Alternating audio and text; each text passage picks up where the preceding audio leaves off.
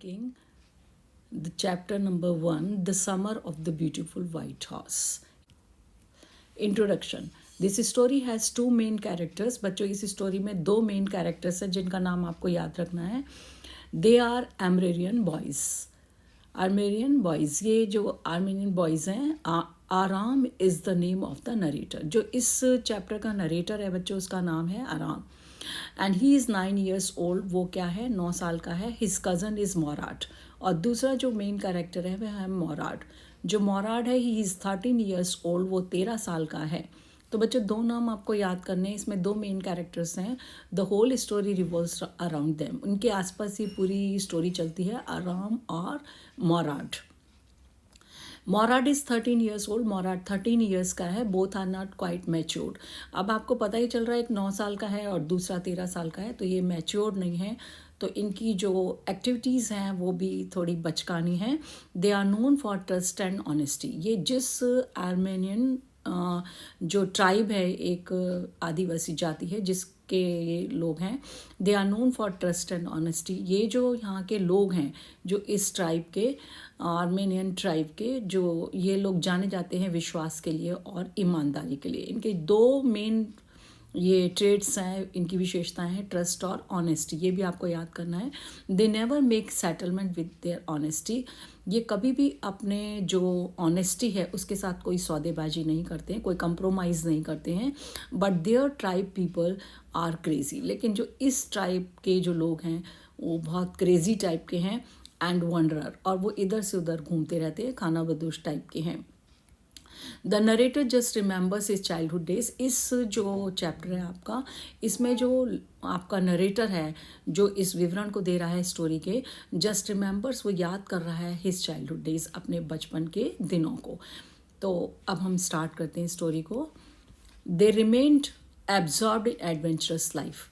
और ये जो लोग हैं, ये इनका जो मुख्य उद्देश्य है कि वो क्या रहते हैं, ये अपनी एडवेंचरस जो रोमांचक ज़िंदगी है इसमें हमेशा व्यस्त रहते हैं. Their main aim was only enjoyment.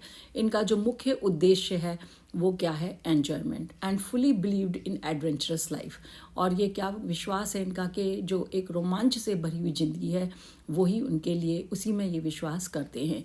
His cousin Mourad who was almost crazy. अब ये बता रहे हैं जो दोनों बॉयज़ हैं ये हमेशा एडवेंचरस लाइफ को जीना चाहते हैं और इनका मेन उद्देश्य जो है क्या है बच्चों, एन्जॉयमेंट. अब देखिए जो मोराट है इसका कज़न, नरेटर जो है आराम, उनका कज़न है मोराट, हु वाज ऑलमोस्ट क्रेजी. वो एक तरीके से मैड है बिल्कुल एन्जॉयमेंट के लिए, एडवेंचरस लाइफ के लिए. One summer dawn brought a white horse to enjoy riding. एक दिन क्या करता है, समर का टाइम है और अर्ली मॉर्निंग का टाइम है. Dawn means early morning. Brought a white horse to enjoy riding. वो क्या करता है, एक कहीं से वाइट हॉर्स ले आता है, बहुत ही ब्यूटीफुल. किसके लिए, वो एक राइडिंग एन्जॉय करना चाहता है. ही ऑल्सो इन्वाइटेड आराम टू बी हिज कंपेनियन. और वो क्या करता है, अपना जो नरेटर है हमारे आराम, उसके कज़न है ये मोराट, तो इसको भी अपने साथ चलने के लिए इनवाइट करता है. इसके यहाँ पहुँच जाता है सवेरे सवेरे. The narrator had a deep desire for same, so he agreed. और जो हमारे नरेटर हैं आराम, उनका भी बहुत एक गहरी इच्छा थी कि वो भी इस तरीके की जो राइड को एंजॉय करें, तो उनकी भी ये इच्छा है, तो वो क्या करते हैं, वो इससे सहमत हो जाते हैं. They belong to a poor tribe. जैसा मैंने आपको बता दिया है, ये हार वंडरर्स हैं, ये इधर से उधर रोम करते रहते हैं. तो they belonged to a poor tribe. ये जो नरेटर बता रहे हैं किससे बिलोंग करते थे, एक गरीब जो ट्राइब है. The narrator had no intention to take advantage of anything. जो नरेटर हैं और जो उनके कज़न हैं मोराट, उनकी कोई भी ऐसी इच्छा नहीं थी कि वो किसी तरीके का गलत फ़ायदा उठाएं, कोई एडवांटेज लें. He was well versed that the horse was not stolen. वो अंदर से जानता है आराम कि ये जो हॉर्स है वो अच्छे से इस बात को जानता है कि ये चुराया हुआ नहीं है. One and Mourad could not buy it. वो ये जानता है कि उसके द्वारा चुराया गया हॉर्स नहीं है, लेकिन वो ये भी जानता है कि ये खरीद नहीं सकता था क्योंकि इसके पास इतने पैसे नहीं थे मोराट के पास. He had no intention of making money from it. Aram knew it well. और जो उसको ये पता है कि आराम को इस बात को अच्छे से पता था कि जो इसका कज़िन है मोराट, उसकी कोई भी ऐसी इच्छा नहीं रही थी कि वो उसको बेच करके पैसा कमाए. तो इसका मतलब ये एक स्टीलिंग नहीं मानी जाएगी. They took it only for enjoyment. ये उन्होंने किसके लिए लिया था? केवल राइडिंग एन्जॉयमेंट के लिए इन्होंने लिया था। Both of them enjoyed wonderful experience of riding horse. अब दोनों कौन दोनों बच्चों? मोराड और जो नरेटर है आराम, दोनों ही ने इन्जॉय किया था कि इसको इस वंडरफुल जो एक एक्सपीरियंस था, अनुभव था उनके लिए हॉर्स राइडिंग का। मोराड वॉज क्रेजी, मोराड ऑलमोस्ट पागल था इसके लिए, लेकिन उसके अंदर क्या था, वो बहुत गुस्सा से बहुत जल्दी आ जाता था, फ्यूरियस था, बहुत जल्दी एग्रेसिव हो जाता था, इरिटेबल, चिढ़ जाता था, एंड इम्पेशेंट, और बेचैनी उसमें रहती थी, धैर्य नहीं था उसके अंदर, पेशेंस नहीं थी बाय नेचर। ये उसकी प्रकृति थी कि उस तरीके के ये इसके अंदर ट्रेड्स हैं, क्वालिटीज़ हैं। He was crazy, furious, irritable and impatient. जो आपको याद करना है, he was just opposite to his father. लेकिन उसके फादर जो थे वो कूल काम होंगे, वो इसलिए बिल्कुल विपरीत था अपने फादर से ट्रेड्स में। हु वॉज वेरी प्रैक्टिकल, जो उसके फादर थे वो बहुत प्रैक्टिकल थे और वो इस तरीके की चीज़ों में विश्वास नहीं करते थे। Mourad did not share the way that he had mastered himself in controlling the horse. जो मोराड है बच्चों, वो बहुत ही तेज़ था और बहुत चालाक भी था। उसने इस बात को शेयर नहीं किया था कि तरीके जो होते हैं किसको, उसने अपने आप को ही हैड मास्टर्ड, वो अपने आप को क्या कर चुका था, he attained perfection in horse riding. उसने इस हॉर्स राइडिंग इतनी ज़्यादा की इस हॉर्स को लेने के बाद कि वो इसमें एकदम परफेक्शन प्राप्त कर चुका था। लेकिन कंट्रोलिंग द हॉर्स, वो इस हॉर्स को कंट्रोल करने में, कैसे इसको राइड करते हैं, कैसे कंट्रोल करते हैं, नियंत्रण में लेते हैं, लेकिन इसने मोराड ने इस चीज़ को शेयर नहीं किया था, बांटा था किसके साथ? अपने कजिन आराम के साथ। Aram one afternoon heard John Byro sharing his misery of his stolen horse. अब ये दोनों बच्चे आपस में सवेरे निकल जाते थे और राइडिंग करते थे, तो ये जो आराम था इसको भी वो राइडिंग कराता था अपने साथ। अब एक आफ्टरनून को क्या हुआ, जब ये आराम जब अपने घर लौटा दोपहर के बाद, heard John Byro sharing his misery of his stolen horse with his uncle Khosrove. अब ये क्या हुआ, जब ये घर पर आया दोपहर के बाद, तो इसने देखा एक जॉन बायरो नाम का व्यक्ति है जो क्या कर रहा था, अपने दुख को बांट रहा था किसके साथ? जो उसका क्या दुख था, हिज स्टोलन हॉर्स, उसका ब्यूटीफुल वाइट हॉर्स किसी के द्वारा चुरा लिया गया था, एंड इस बात को वो शेयर कर रहा था उसके अंकल खसरोव के साथ। सो द नरेटर इन्फॉर्म्ड, इसलिए जो नरेटर था उसने इस बात को सुन लिया आराम ने, और उसने इस बात की सूचना किसको दे दी? मोराड को, अबाउट इट, इस चीज़ के बारे में कि भाई ये नाम का आदमी हमारे घर आया था और अंकल से इस बात को कर रहा था। अब इनके मन में डर बैठ गया, but the narrator did not want him to return the horse. जो मोराड है ना, वो तो चाहता था कि चलो ठीक है, अब इसका बात का घर में पता चलेगा तो उनको ये हॉर्स वापस कर देना चाहिए था। बट जो नरेटर है आराम है, जो वो ये नहीं चाहता था कि इस हॉर्स को रिटर्न कर दे, क्योंकि जो उसने अभी परफेक्शन अटेन नहीं किया था, उसका भी इंटरेस्ट था और राइडिंग करने का।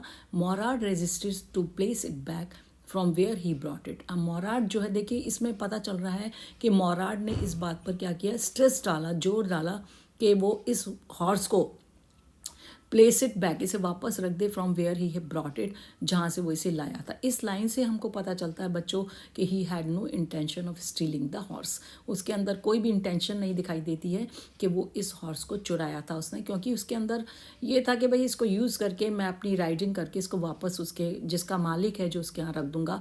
तो इसीलिए उसने रेजिस्ट किया अपने कज़िन मोरा से आराम से कि मैं इसको वापस रखता हूँ। One day the owner caught them red handed. लेकिन एक दिन क्या हुआ, जब इसको रखने नहीं दिया उसने आराम ने मोराड को, तो ये हॉर्स राइडिंग कंटिन्यू की इन्होंने। वन डे द ओनर, अब एक दिन क्या हुआ, जो मालिक था इस हॉर्स का John, caught them red handed, उसने उन्हें रंगे हाथ पकड़ लिया, मतलब आमना सामना हो गया उनका। जब वो हॉर्स राइडिंग कर रहे होंगे या हॉर्स को लेके आ रहे थे तो उसके सामने ये पड़ गए। कौन? दोनों बॉय, मोराड और Aram, with the horse and recognised it, और उन्होंने उसको हॉर्स के साथ देख लिया इन दोनों बच्चों को, और उसने उसे पहचान लिया था।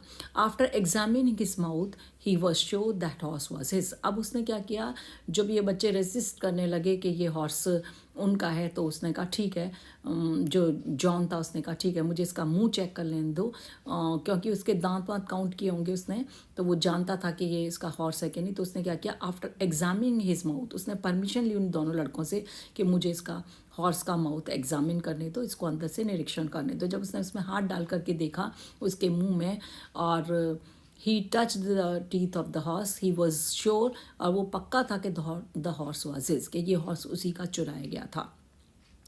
He did not take any action against them. अब ये क्योंकि उनके घर आता जाता था, वो जानता था कि इनकी जो फैमिली है मोराड की, ये आराम की, ये बहुत ही कैसी है, ये बहुत ही ऑनेस्टी के लिए जानी जाती है, तो वो नहीं चाहता था कि इसके विरुद्ध वो शिकायत करे. He did not take any action. उसने इन दोनों बच्चों, क्योंकि वो जानने वाला परिवार था और वो जानता था कि दोनों बच्चे किस परिवार से, उनका नाम बदनाम होगा, तो इसने कोई भी उनके अगेंस्ट में, उनके विरुद्ध कोई भी एक्शन नहीं लिया, कोई भी प्रतिक्रिया व्यक्त नहीं की अगेंस्ट दैम, उनके विरुद्ध. Because they belong to a renowned honest family, क्योंकि वो एक जानी मानी, एक ईमानदार फैमिली के बच्चे थे, और उसे पता था यदि वो इस तरीके का काम करेगा तो उनका नाम बदनाम होगा. Next morning they put the horse back to its original owners vineyard. अब क्या हुआ बच्चों, उनको पता चल गया कि भाई हमारे इस चुराए हुए हॉर्स की जानकारी इस आदमी को हो गई है, जो इसका मालिक है, ओनर है. तो उनको डर लगा कि कहीं घर में डांट ना पड़े, तो नेक्स्ट मॉर्निंग उन्होंने क्या किया, उस हॉर्स को वापस रख दिया to its original owners vineyard, जो उसके एक जो वाइन यार्ड था जहाँ पर बहुत सारे लताएं वगैरह लगी हुई थी, उसका जो फार्म हाउस का, तो उसमें ओरिजिनल ओनर का, जो उसका वास्तविक मालिक था, उसके उस वाइन यार्ड में उन्होंने उसको वापस हॉर्स को रख दिया.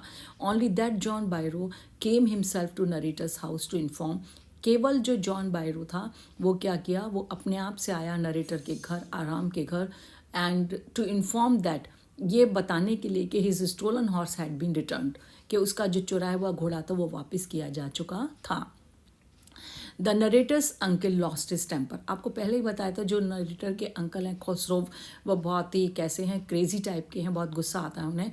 और वो उनको, जब उन्होंने ये बात सुनी कि उनको पता लगा कि इनडायरेक्टली उनको ये टॉन्डिंग कर रहा है, बता रहा है, तो uncle lost his temper. Uncle को बहुत गुस्सा आया, और at his way of complaining, और जिस तरीके से वो शिकायत कर रहा है, उनको ये तरीका पसंद नहीं आया, तो उनको बहुत गुस्सा आ गया. सो ही क्वाइटनड हिम, इसलिए उन्होंने गुस्से से उसको चुप कर दिया. किसको?